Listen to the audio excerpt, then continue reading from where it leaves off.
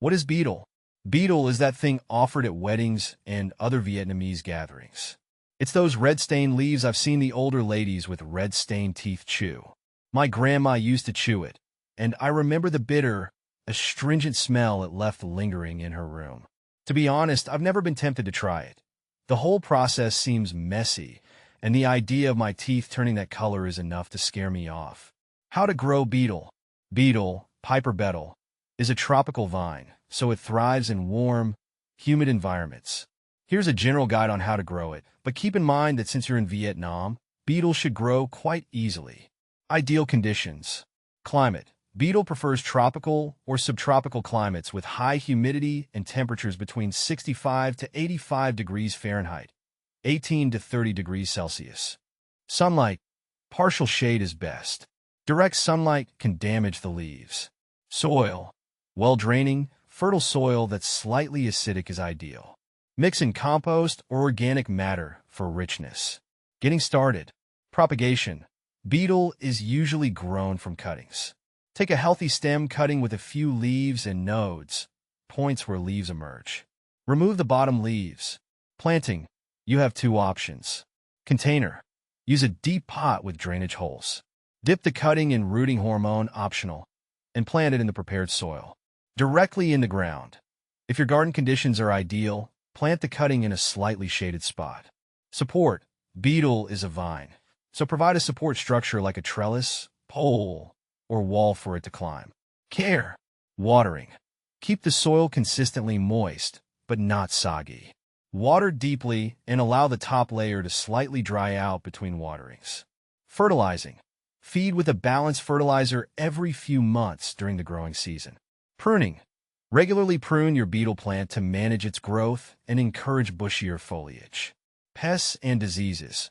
Betel can be susceptible to pests like mealybugs and fungal diseases.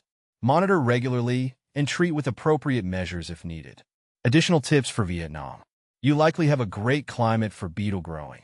Focus on providing well-draining soil and some shade. Ask other gardeners in your area about their methods. They could have variety-specific tips and local advice. Where to buy betel leaves? Since you're in Vietnam, finding betel leaves should be pretty easy.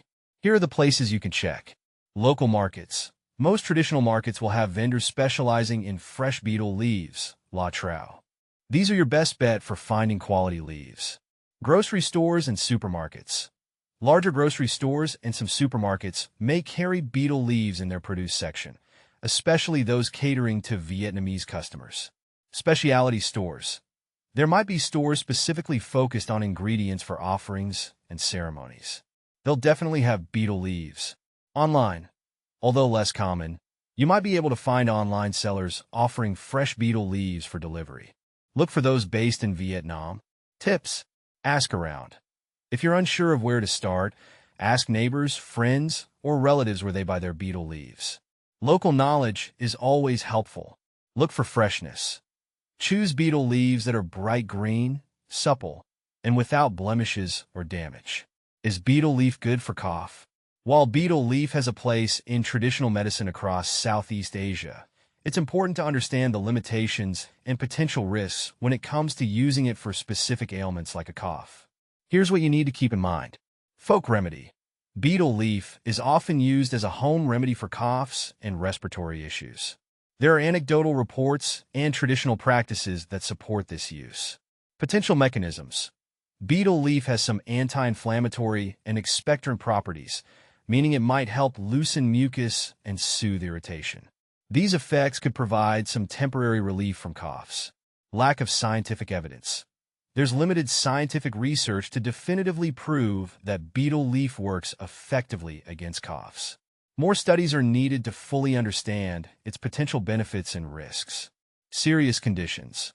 If you have a persistent cough, a severe cough, or a cough accompanied by other symptoms like fever or shortness of breath, do not rely on betel leaves alone. Seek professional medical advice to rule out any underlying health problems. The bottom line. Betel leaf might offer minor, temporary relief for a mild cough. If your cough is persistent or troubling, it's crucial to see a doctor. Betel itself comes with potential risks, especially with frequent use, like increased risk of mouth cancer. Are betel leaves carcinogenic? The link between betel leaves and cancer is complex and depends on how they are consumed. Betel quid is the main culprit.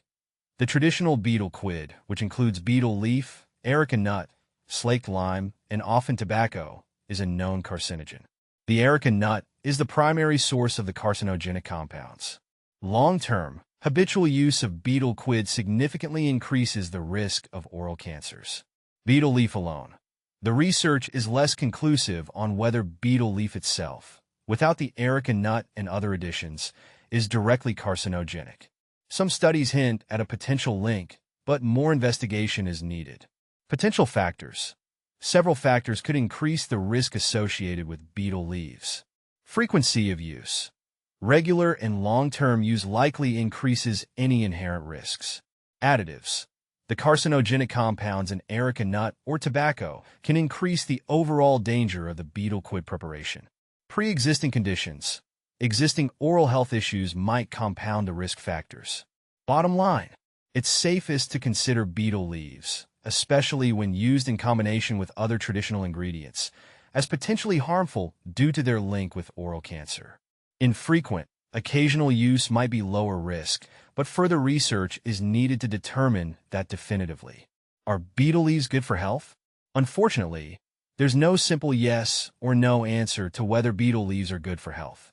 Here's a breakdown of what we need to consider. Potential benefits. Vitamins and minerals. Betel leaves contain some vitamins, like vitamin C, and minerals, like calcium, which are generally good for health. Antioxidant properties. Betel leaves have antioxidants that could help protect cells from damage. Traditional uses.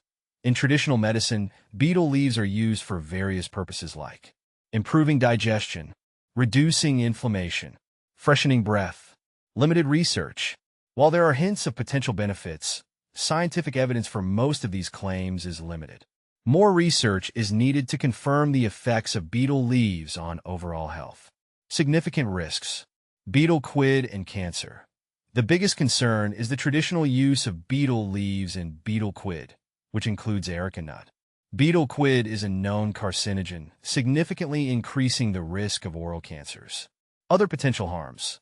Some studies suggest long-term betel leaf use may have adverse effects on blood sugar levels, the cardiovascular system, and more. The bottom line, the risks of betel leaves, especially when used regularly or in the traditional betel quid, likely outweigh any potential health benefits. If you're only consuming betel leaves very occasionally and without areca nut, the risks may be lower, but the potential benefits are also unproven. It's best to focus on other leafy greens with well-established health benefits rather than rely on betel leaves.